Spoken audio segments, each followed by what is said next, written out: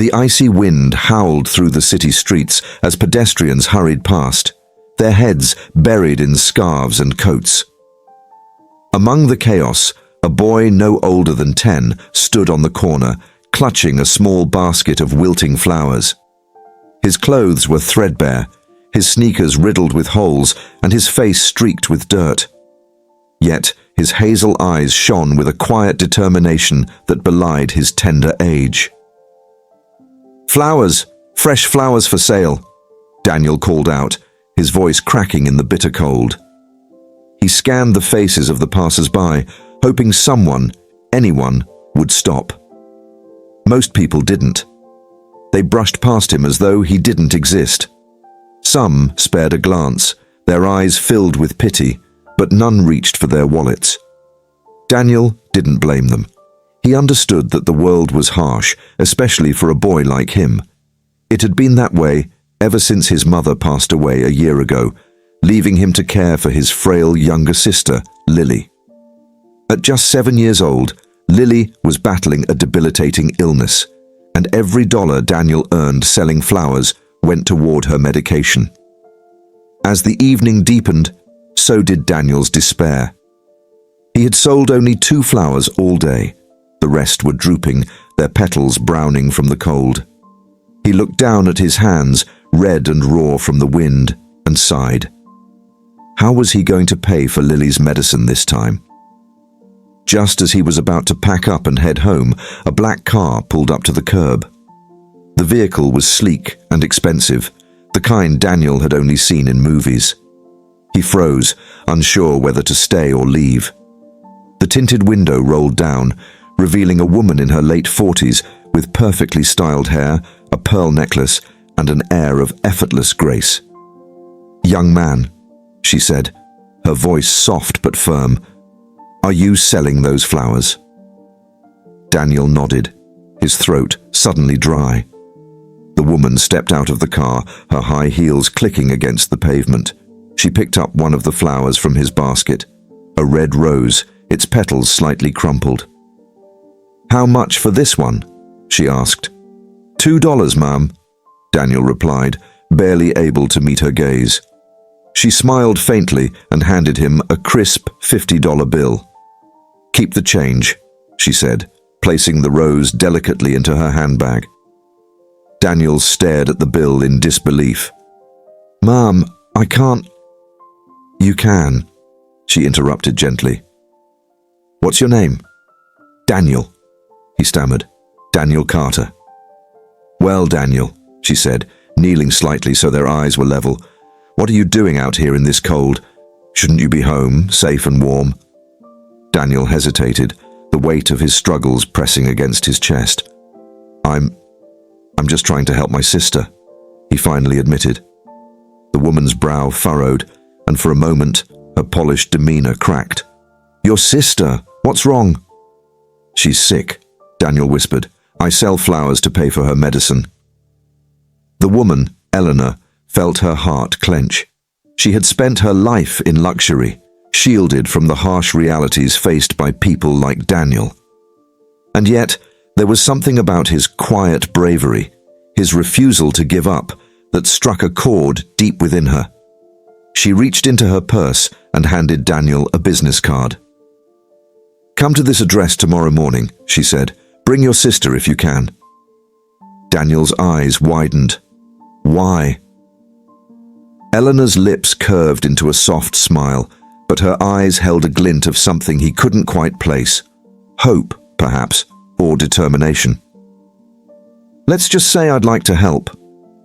As she got back into her car and drove away, Daniel stood frozen on the sidewalk, clutching the card. Who was this woman? And why did she care about him and Lily? That night, as he walked home under the glow of flickering streetlights, Daniel's mind raced. He didn't know what tomorrow would bring, but for the first time in a long while, he allowed himself to feel a flicker of hope. The morning light filtered through the broken blinds of their tiny apartment as Daniel carefully spooned the last bit of broth into his sister Lily's mouth. The room was cold, and the air smelled faintly of damp wood. The worn-out couch served as Lily's bed, while Daniel slept on a thin mat by her side.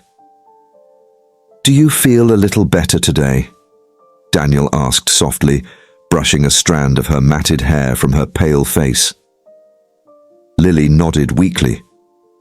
"A little," she whispered, her voice barely audible. "But you didn't eat, Daniel. You need to eat too." Daniel forced a smile. "I'm fine, Lily. I'll have something later." He glanced at the crumpled business card on the table, the only clean object in their cluttered home. It was simple but elegant, with embossed gold lettering that read, "Eleanor Whitmore, CEO, Whitmore Enterprises." Beneath it was an address in the heart of the city's wealthiest district. He hesitated. Could he trust her? What if it was a cruel joke, or worse, a trap? But then he looked at Lily, her frail body trembling under the thin blanket, and knew he didn't have a choice. "Lily," he said gently, "we're going somewhere today. A lady wants to help us." Lily blinked at him, her eyes wide with both hope and fear. "Do you think she really can?" "I don't know," Daniel admitted, "but we have to try." The bus ride to the address felt endless. Daniel clutched Lily's tiny hand in his as they passed neighborhoods filled with towering glass buildings and pristine sidewalks.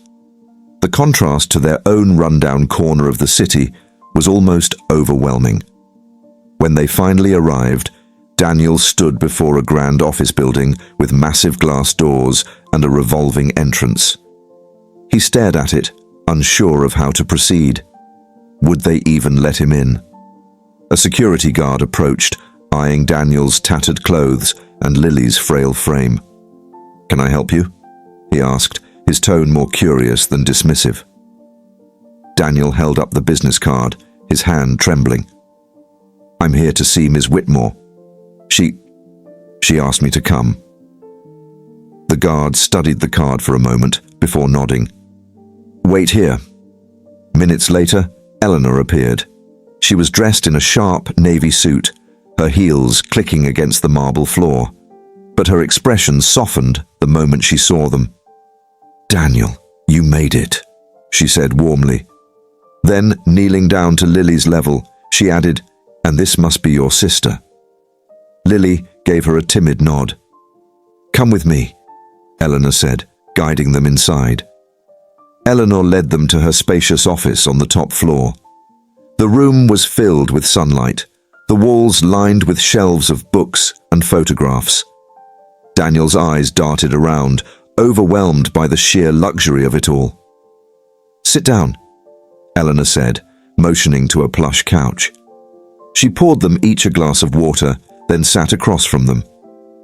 "Daniel," she began, "last night when you told me about your sister, I couldn't stop thinking about you both. You're so young, yet you're carrying so much on your shoulders. Tell me, what happened to your parents?" Daniel hesitated, but eventually shared their story. He told her about their mother's passing, their absent father, and the struggles he faced trying to care for Lily. As he spoke, his voice cracked, and tears spilled down his cheeks, but he kept going. Eleanor listened intently, her expression unreadable. When he finished, she leaned forward. "You've been incredibly brave, Daniel," she said softly. "But no child should have to endure what you've been through. I want to help." "How?" Daniel asked, his voice filled with both hope and skepticism. Eleanor smiled. "For starters, I'd like to take Lily to see a doctor, my personal physician, and I'd like to cover the costs of her treatment. As for you, I want to give you a chance to go to school and build a future. But—" Daniel's heart raced as her voice trailed off. "But what?" "I need you to trust me," she said, her tone serious. "This isn't charity, Daniel. I see potential in you, but you have to be willing to work hard and make the most of the opportunities I'll give you. Can you do that?" Daniel swallowed hard, his emotions threatening to overwhelm him. "I'll do anything," he said finally. Eleanor reached out and placed a comforting hand on his shoulder. Good. Then let's start by helping your sister.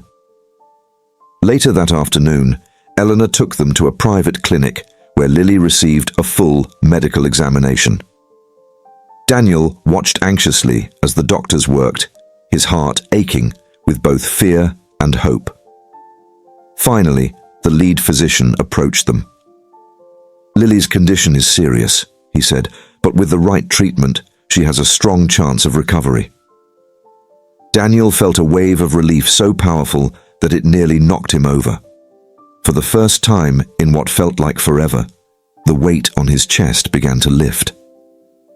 As they left the clinic, Eleanor placed an arm around Daniel. "This is just the beginning," she said. "You've been fighting alone for so long, but you don't have to anymore. I'm here to help you." Daniel looked up at her, his eyes glistening with tears. "Thank you," he whispered. Eleanor smiled. "Don't thank me yet. There's still a lot to be done." Eleanor made good on her promise. The next morning, a car arrived outside Daniel and Lily's tiny apartment. For the first time in years, Daniel wasn't worrying about whether he'd earn enough to buy food or medicine. Eleanor had arranged everything, including a proper breakfast waiting in the car. Daniel and Lily ate in silence, savoring the taste of warm bread and fresh fruit, a rare luxury for them. The drive took them to a sprawling estate on the outskirts of the city. Daniel's eyes widened as he took in the grandeur of Eleanor's home. The towering gates opened to reveal a mansion surrounded by lush gardens with a sparkling fountain in the center.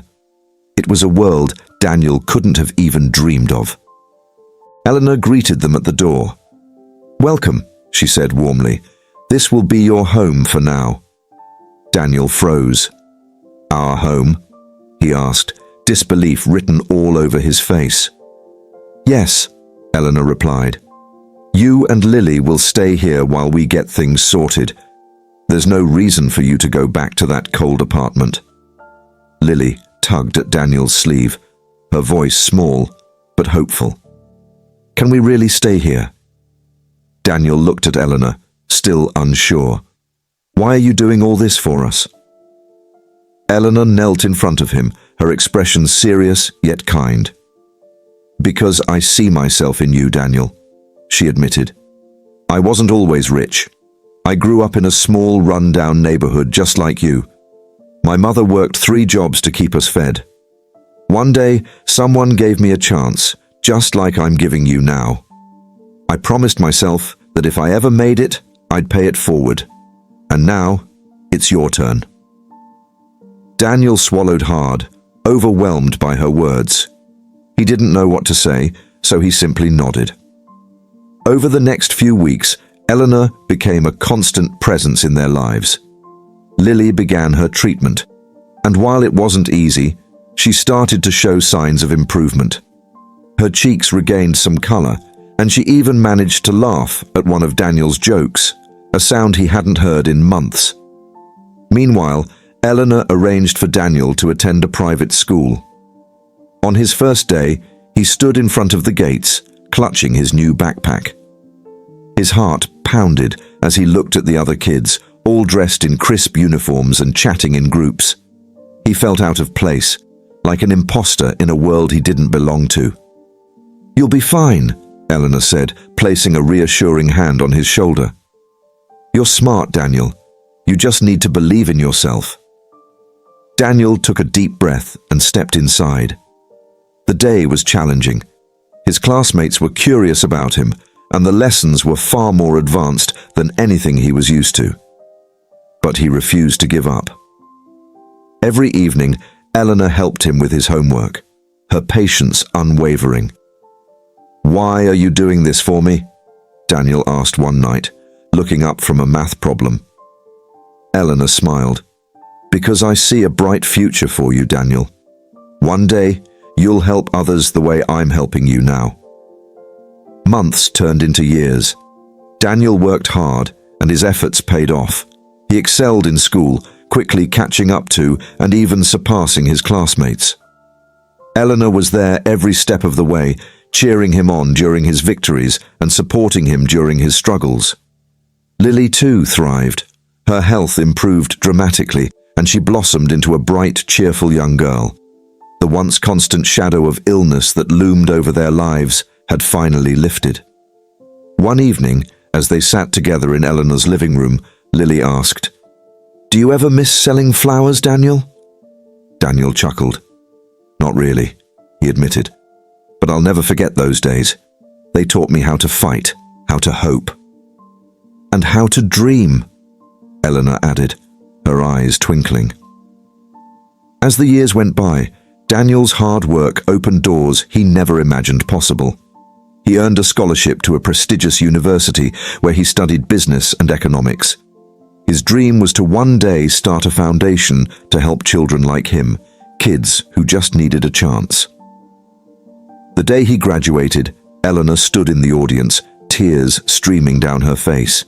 She had watched him grow from a scared little boy selling flowers into a confident young man ready to change the world. After the ceremony, Daniel found her in the crowd. "I couldn't have done this without you," he said, pulling her into a hug. Eleanor shook her head. "You did this, Daniel. I just gave you the tools. The rest was all you." Years later, Daniel's dream became a reality. He founded an organization dedicated to providing education, healthcare, and opportunities to underprivileged children. The foundation's headquarters was in the very city where he had once struggled to survive. At the grand opening, Daniel gave a speech. Standing before a crowd of supporters, he said, "This foundation is more than a building. It's a promise that no child will have to endure what I did. A promise to give hope where there was none, and a promise to honor the kindness of one extraordinary woman who changed my life." He turned to Eleanor, who was sitting in the front row, and smiled. "Thank you for believing in me when no one else did."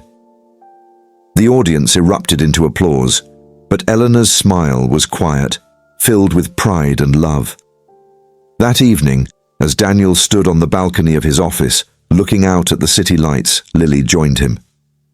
"You did it, Daniel," she said, her voice filled with awe. "You really did it."